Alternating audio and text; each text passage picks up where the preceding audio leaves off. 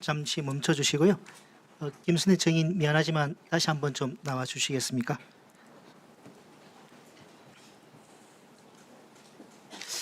네, 증인 그 조경식 씨 아시죠?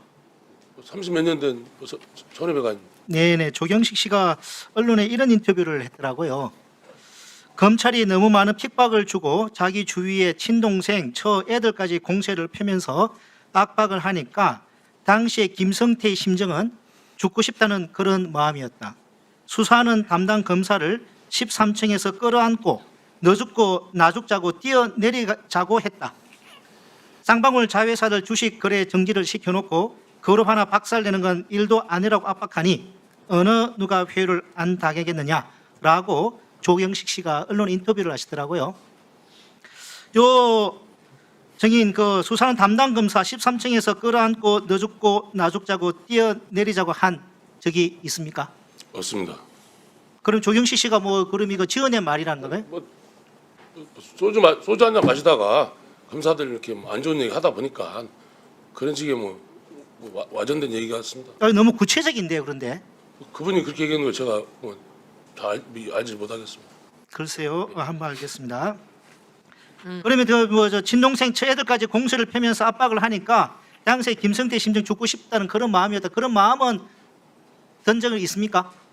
아까 말씀했다시피 좀 어떤 조사하는 과정에서 너무 제가 비참한 일이 있어가지고 너무 비참한 상황이 돼서 사실 유서를 제 지인들한테 한 2명한테 보낸 적이 있습니다. 그 유서까지 쓰게 된 비참한 심정이 들게 된 좀 계기가 결정적인 계기는 뭐였습니까? 어떤 상황을 처하면서 그런 유서까지 쓰는 상황에 이르게 됐던가요?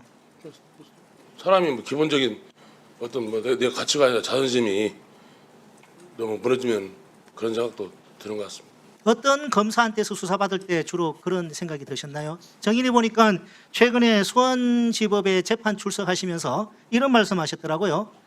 수원지검 검사들 악마도 있고 이상한 사람도 있다라고 말씀하셨더라고요. 이 말씀하신 거는 맞죠? 그런 얘기 비슷한 얘기 했는데 네네. 아까도 전에 말씀했다시피 지난 이야기 제가 지금 끄집어낸들 또 입장을 바꾸는 생각하면 또 시간 지나면 이해가 또 가는 부분도 있더라고요. 근데 지금 정인께서는 시간이 지나고 또 국정조사장에서 이게 여러 검사들도 앉아 있고 하니까 아니 전혀 생각이 좀 복잡하실 수는 있을 것 제가 같아요. 근데 얘기 잘한다 이분들이 저한테 잘할 일도 없고요. 근데 그 때문에 정인이 솔직히 말씀 최근에 수원지법 앞에서 예. 수원지검 검사들 악마도 있고 이상한 사람들도 있다라고 기자한테 말한 거는 사실이죠. 그 비슷하게 말을 했는데 그 기자 네, 그리고 정인이 좀 전에 확대해서 쓴 겁니다. 그 기자는 악마란 표현을 쓴 사실은 있으시죠? 악마 같은 행동하는 사람들이 많죠. 검사들이요. 자기들 매일 칼로 찌르면서 그 상대 당하는지 아픔 모르는지 그런 검사 대한민국 검사가 그런 사람도 있지 않습니까? 근데 근데 그 일반적인 사람 검사 직업 말고 아니겠습니까? 정인의 수사 과정에서 예. 어떤 검사들이 13층 검사들이 그랬습니까? 아니면 15층 검사가 그랬습니까? 아니면 저기 뒤에 오늘 와 있는 이윤환 정인이 그랬습니까? 그 당시 검사들이 다 한 팀이지 누구 어떠고 이렇게 했겠습니까? 다 자기들끼리 다 그런. 한 팀 대대 빙복치고 다 하는 것이죠. 근데 아까 전에 정인이 어떤 검사들은 회유하는 팀도 있고 예, 제가 어떤 검사들은 좀 악랄하게 이게 수사하는 팀도 있었다고 했잖아요. 그때는 그 사람들 좀 저한테 안 좋게 하는 검사들에 대해서 좀 악마 같은 생각 들었지만 어차피 그들은 생각은 다 한 팀이더라고. 근데 이제 정인께서 전에 구치소에 이제 접견 녹취록에 보니까 정말 악마 같은 놈들이다 이런 표현도 하셨길래 그래도 악마라는 표현하셨고 최근에 수원지법 앞에서도 검사들 좀 악마 같은 애들 있다 이렇게 말씀하시니까 이게 전혀 근거 없는 얘기는 아닌 것 같아서 물어봤습니다. 그리고 오늘 이윤환 정인이 나왔는데 이윤환 정인이 나오게 된 이유가 이렇습니다. 최근에 지난번에 청문회 때 김태헌 씨라고 정인에 매제하셨죠. 예.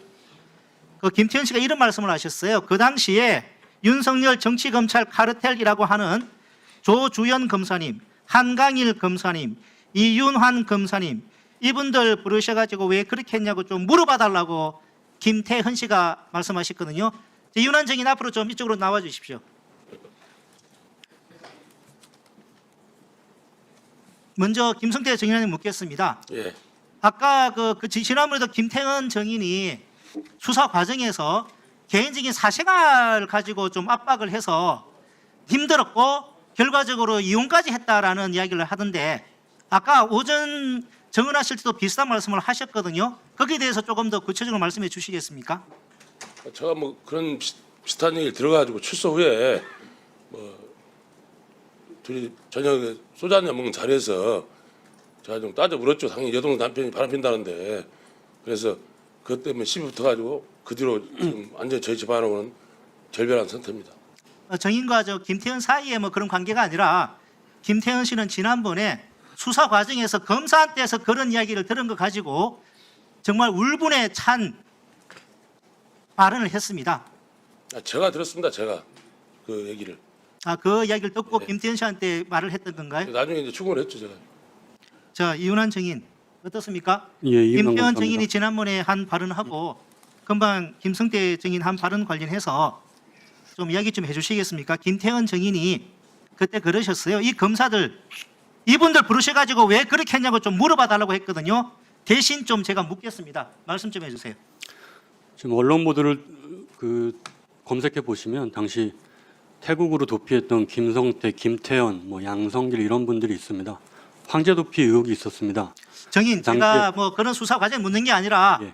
수사하는 과정에서 왜 그 개인의 사생활에 관한 그런 부분을 갖다가 이렇게 그 조사받는 사람한테 이야기를 해서 예, 그런 내용 질문한 사실이 있고요. 있긴 그 있습니까? 당시 도피 있네요. 과정에서 그런 내용들이 언론에 보도되고 국내 유흥업소 종사자까지 생일 파티에 불러서 같이 그렇게 도움을 받았다는 그리고 어떤 사람들이 범인 도피, 그 조력자 뭐 이런 내용들은 태국에서 압송된 피의자에게 검사로서 질문하지 않을 수 없는 내용들입니다. 불가피하게 질문할 수밖에 예, 없다. 그런 부분은 양형 사유로 다 참작이 되기 그러면 때문에 지금도 그러면 질문을 김태현 그분한테 이윤환 정인은 이 자리를 빌어서 혹시 사과할 생각은 없으십니까? 김태훈 증인은 제 23년 1월에 압송돼 왔는데요. 21년도에 이미 이혼한 사람이었습니다. 그리고 다른 검사실에서 여러 명들이 검사실에서 나눠서 조사를 했는데 저희 후배 검사실에서도 그런 내용을 질문을 했었고 저 역시 제가 맡은 기업범죄 부분 수사할 때 그런 내용을 질문을 했었습니다. 근데 제가 질문을 했을 때는 김태현 증인 너무 화를 내서 그 부분 확인 차원에서 질문했다고 다음 쟁점으로 바로 넘어갔었습니다. 특별한 것은 없고 뭐 이간질이다. 김성태 증인에게 제가 질문을 한다든지 한 사실은 없습니다. 그때 23년 1월에는 김성태 증인을 제가 조사하지도 않았고 저는 23년 7월에 김성태 증인을 조사를 했었습니다. 김태현 씨가 기억하고 있는 부분이 좀 다르네요. 의원님 제가 좀 말씀드리겠습니다. 아무리 이해를 하려고 봐도 제가 검사님이라고 저희들이 호칭한 이유는 저보다 인격이 훌륭하고 배움도 크고 그랬다고 생각해 최소한도로 그래 대우를 해준다고 인격적으로 님자를 붙입니다. 보통 의원님한테도 님자를 붙이듯이 지금 앞에 지금 말씀한 저 검사님 완벽한 이증을 하고 있고요. 저한테 저희 추가 기소를 하면서 저희 회사 그 쌍방울하고 광림하고 2차로 추가 기소할 때 왜 그러면 우리 가족만 건드느냐 김태현이를 건드느냐 그랬더니 분명히 저한테 김태현이 바람핀 거 알고 계십니까 태국에서 그렇게 얘기를 해놓고 참 저도 직업이 그렇다면 이해는 하는데 최소한도로 양심이 있으면 그런 건 한 집안의 가정을 파탄냈지 않습니까? 그러면 제가 충분히 말씀을 드렸으면 양심이 있으면 그런 부분이라도 여동생 오빠한테 여동 남편 바람핀다는 얘기하면 그 집이 온전하겠습니까? 근데 저한테 그런 정확히 했지 않았습니까? 그거를 저 국회에 이중하는데 저를 조사했잖아요. 조사하면서 했던 얘기잖아요. 그거는 조사하면서 그런 내용이 나올 수 있는데 다시 말씀드리지만 범죄를 저지르고 태국에 도피해 있는 사람이 황제 도피 의혹이 있었습니다. 그런 내용을 확인할 수밖에 없는 입장이었고요. 그리고 23년 7월에 제가 추가 기소를 할 때 김성태 증인을 제가 조사한 건 맞습니다. 이런 내용도 만약에 김성태 증인이 기억하고 있다면 뭐 그 부분도 제가 인정하겠습니다. 다만 지금 이 자리에서 말씀드릴 수 있는 것은 기업 범죄를 그 사채업자가 쌍방울 기업을 인수해서 그 상장회사를 인수한 기회를 틈타서 여러 가지 횡령 배임을 저질렀고 각종 자본시장법 위반을 저질렀던 내용입니다.